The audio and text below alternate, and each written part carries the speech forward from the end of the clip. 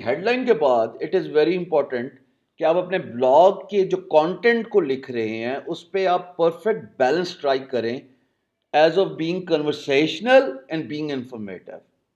देखो, in person interaction हो ना तो आप कह सकते हैं how, hello, how are you, how do you do, Scooby dooby doo, where are you, इस तरह की कहानियां जो है ना ब्लॉग पे नहीं चलती होती। ब्लॉग में आपने इंफॉर्मेशन देनी है, कैजुअल रहिए पर इंफॉर्मेशन ज़रूर प्रोवाइड कीजिए। अब इसकी एग्जांपल ये सबसे आसान एग्जांपल जो मैं आपको दे सकता हूँ वो, why majority of startups in India and Pakistan do not succeed. अब ये सवाल है जो कि टाइटल में रख दिया और जवाब में मैंने कन्वर्सेशनल नहीं हुआ। इंस्टेड मैंने कोशिश की है कि मैं प्रॉब्लम आइडेंटिफाई करके उसका सोल्यूशन दूं। So that's what effective writing is. लिखें आप अपनी ही जबान में, पर याद रखिएगा कीवर्ड्स यूज कीजिएगा। जैसे मैं प्रीवियस वीडियोस में बताता आ रहा हूँ कि यार गूगल कीवर्ड प्लानर से कीवर्ड्स देख लो जो कि दो चीज़ों पे डिपेंडेंट हैं, based on their competition, based on their popularity, and then use those keywords all throughout randomly, without overkilling them in your content. But most importantly याद रखिएगा कि आपने प्रॉब्लम को आइडेंटिफाई करके उसका सोल्यूशन देना है। तीसरी चीज़, आप ऑडियंस को इंगेज करें। आपको याद है प्रीवियस पोस्ट में लिखते लिखते मैंने एंड में लिखा था कि आई होप, ये मैंने एडिट किया आपके सामने, I hope this post gives you a lot of insight into how the new and emerging startups fail to surface all the way to the top and become successful.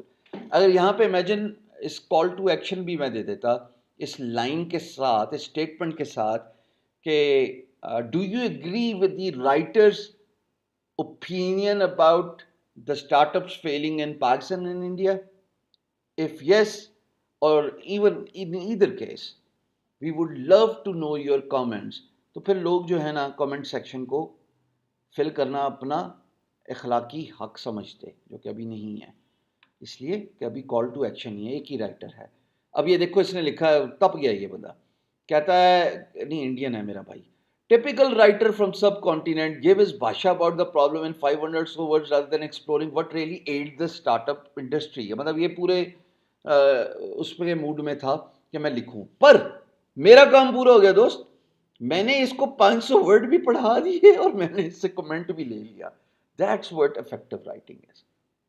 इससे ज्यादा अच्छी example मैं नहीं समझा सकता कि आपने इंगेज करना है ऑडियंस को। Good comment, negative comment, it's part of game, really does not matter, but what matters is you need to grab the reader's attention, and you can only do that once you are trying to be informative.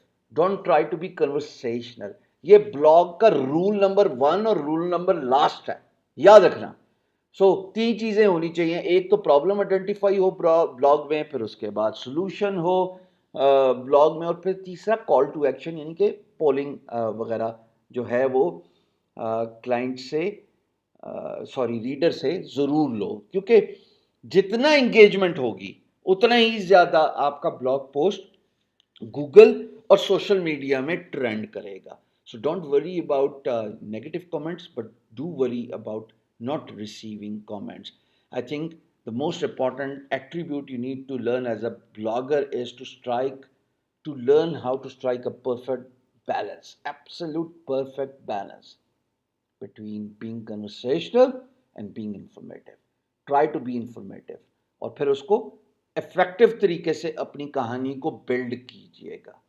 आगे मैं आपको बताता हूँ how to become a better writer by focusing on few important things such as contractions, such as voices। ये सब कुछ मैं अगली वीडियो में समझाता हूँ। इस वीडियो में अब तक हमने हेडिंग को डिस्कस कर लिया, हमने डिस्कस कर लिया कि ट्रेंडिंग हेडिंग्स कहाँ से मिल सकती हैं, आइडियाज़ कंटेंट के कहाँ से मिल सकते हैं, हमने डिस्कस कर लिया कि ब्लॉग पोस्ट में होना क्या चाहिए, ग्रामरली की बात कर ली हमने। अब हम बात करेंगे कि लिखने की टोन कैसी होनी चाहिए।